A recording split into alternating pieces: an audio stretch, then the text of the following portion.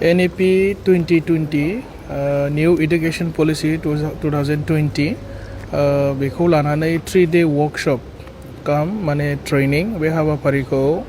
दाख्लैबावै 20 तारिखाव मोनसे मिटिं जादोंमोन हाग्रामा महिलारि सारा बेनि कमप्लिट मोनसे एरेन्जमेन्ट खालामनांगौ होननानै बिथोन होनायलाय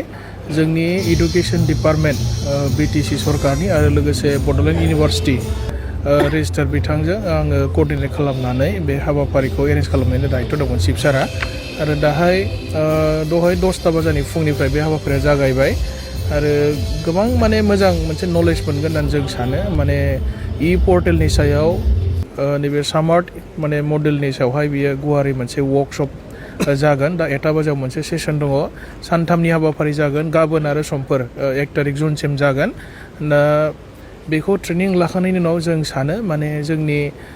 जितु एग्जामिनेशन सिस्टेम सिलेबास बेनि सायाव जितु सावरायलायनाय जागोन सामार्ट पर्टेलनि सायाव गुवारै सावरायलायनाय जागोन जोंनि BTC ओनसोलनि एडुकेशन सिस्टेमा आरोबाव आपग्रेड जागोन होननानै आं सानो आरो इन फिउचाराव जोङो साबसिननिख्रुइ साबसिन माने जोंनि जाखांफुनाय स्टुडेन्टफोरनो माने मोजां मोनसे सोलोंथाइनि बेबस्था खालामनानै होनो हागोन डिजिटेलाइज सिस्टेमाव जोंहा माने स्टुडेन्ट लोगोसे टिचार्सफोरा माने आरोबाव आपग्रेड जागोन आं बेखौ सानो हाग्रामा महिलारि सारा बे बिथिङाव माने जोबोद गोसो होदों दासान्दि नोंथांमोना नुदों जोंनि गभर्नमेन्ट आरो लोगोसे पार्टिया दायो माने एडुकेशन बिथिङाव माने गोबां खामानि एजेन्डा पलिसि लानानै खामानि मावबाय थानाय नोंथांमोना नुदों आरो दिनैनिफ्राय जागायनानै सानथामनि 3-day वर्कशप ट्रेनिं नैबे सामार्ट पर्टेलनि सायावहाय बेखौ नोंथांमोना खुंनाय नुदों आरो बेखौ जोङो माने आवगायाव जानाय बेबायदि माने ट्रेनिं प्रग्राम जाफेराखैमोन वर्कशप जाफेराखैमोन बेयो फर्स्ट टाइम बड'ल इउनिभार्सिटिनि आन्दाराव जादों आरो बेखौ खालामखांनायनि उनाव आरोबाव फार्दार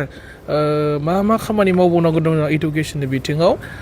जोङो डिपार्टमेन्टेल दायित्व थानाय एक्सपार्टफोरजों सावरायलायनानै आरोबाव हाबाफारि लाबावगोन आरोखि इन फिउचार एडुकेशन सेक्टरावहाय सिगांनि समाव जे सिगांनि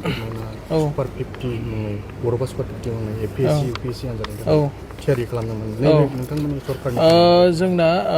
नमेनक्लेचारा बड'फा सुपार 50 जायाब जानो हागौ बेनि सायाव मोनसे सावरायलायबाय थादों जे कचिं होनायनि खोथा दाख्लै चिफ सारा एसे रायलायदों फाइनाल स्टेप मोनोबा माने नोंथांमोननो खोन्थागोन मा मडेलाव खालामलायनाय जायो आरो बेनि बादिबो PhD हल्डार ओमफ्राय जायफोर माने प्रिलिम्स पास जागोन UPSC APSC बेनि सायावबो एसे सावरायलायबाय थानाय जादों ओमफ्राय कचिंनि बेबस्था खालामनायनि खोथाबो सावरायलायनाय जादों आरोखि जे जोंना माने माखासे कम्पिटिटिभ एग्जामफोर दङ UPSC लिरनो थाखाय जोंहा माखासे एक्सपिरियेन्सफोर दङ APSC एग्जाम बा रेलवे सार्भिसेस बा बायदिसिना माने जोंनि इन्डियायाव जायफोर माने एग्जाम जायो माने नेशनेल लेभेलनि बेबायदि एग्जामखौ कम्पिट खालामनो हानाय जोङो माने कचिं होनायनि बेबस्था हाग्रामा सारा दायो सावरायगासिनो दङ बियो थाबैनो मोनसे माने फाइनाल स्टेप मोनगोन होननानै आं सानो आरो स्कलारशिपनि खोथा मेडिकेलाव जायफ्रा माने एन्ट्रेन्स पास जागोन लोगोसे माने इन्जिनियारिं बा बायदिसिना कम्पिटिटिभ एग्जामनि प्रिलिम्स पास जागोन बिथांमोननोबो स्कलारशिप होनांगौ होननानै जोंनि माबानि गेजेराव मोनसे सावरायलायबाय थानाय जादों आरो बियो थाबैनो जाफुंसारगोन आरो नोंथांमोना बयबो मोनथिगोन